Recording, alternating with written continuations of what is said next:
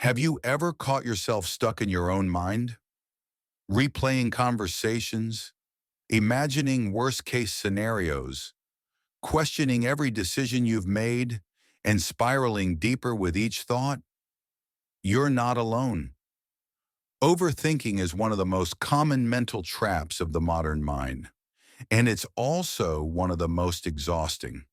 But over 2,000 years ago, the Stoics saw this spiral for what it was: a self-made storm, a storm of impressions, opinions, fears, and imagined futures. And they developed timeless tools to stop it. Today, we'll explore how to break the cycle of overthinking using the clear, sharp, and powerful insights of Stoic philosophy. Let's begin. Section 1. The nature of overthinking, a Stoic diagnosis. Epictetus said, "It's not things that disturb us, but our judgments about them." This is where overthinking begins, not in reality, but in our judgments. You get a text with a short reply, and your mind runs wild. Are they upset with me? Did I say something wrong? What if they're pulling away? All this from a few words on a screen. Marcus Aurelius observed, "The soul becomes dyed with the color of its thoughts." When our thoughts become tangled, anxious, and obsessive, we're not responding to life anymore. We're reacting to our own projections. The Stoics would remind us, overthinking is not a sign of intelligence. It's a misuse of reason. It is the mind turning inward, chewing on problems it invented, while life passes by untouched. Section 2. The first tool. Distinguish what you can control. The first and most powerful Stoic tool is the dichotomy of control. Epictetus opens his Enchiridion with this line: "Some things are up to us and some things are not." When we overthink, we often try to mentally control what is not ours to command: other people's thoughts, outcomes of the future, the past and its regrets. The Stoic remedy is radical clarity.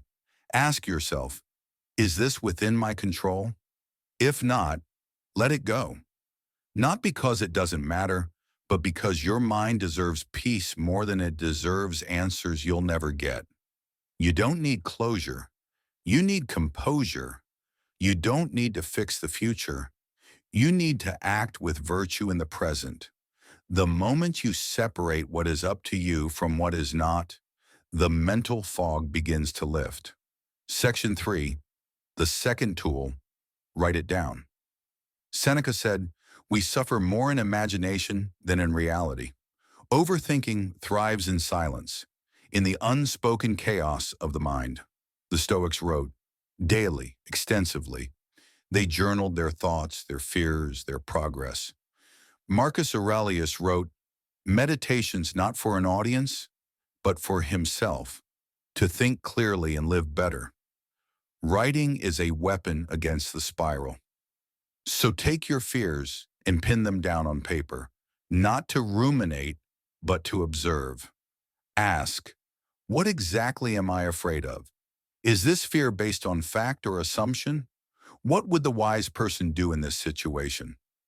Journaling creates distance. It turns noise into clarity, thought into action. Section 4. The third tool. Return to the present moment.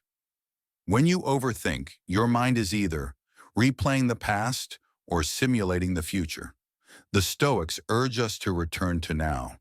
Marcus Aurelius said, "Confine yourself to the present." Why?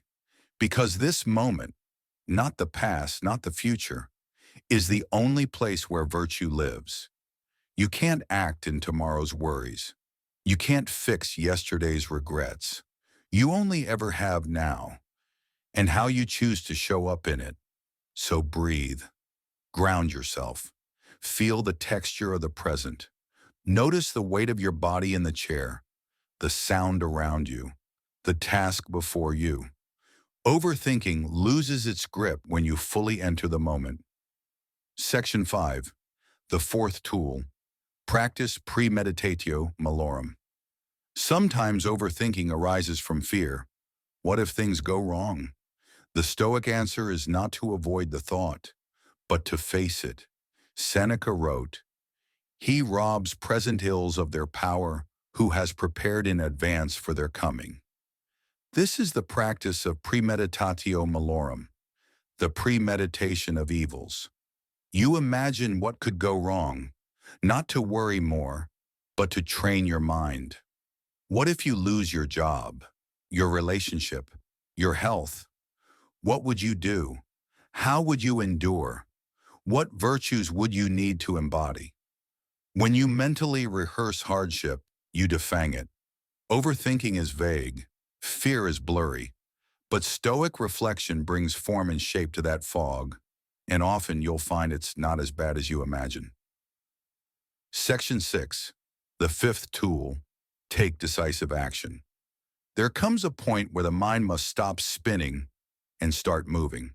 As Marcus Aurelius wrote, waste no more time arguing what a good man should be.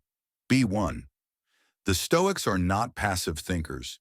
They are doers, people of action. Overthinking often disguises itself as preparation, but perfection is the enemy of progress. Don't wait to be sure. Be bold enough to begin. Make the call. Send the message. Take the first step. Accept the uncertainty. Right action clear.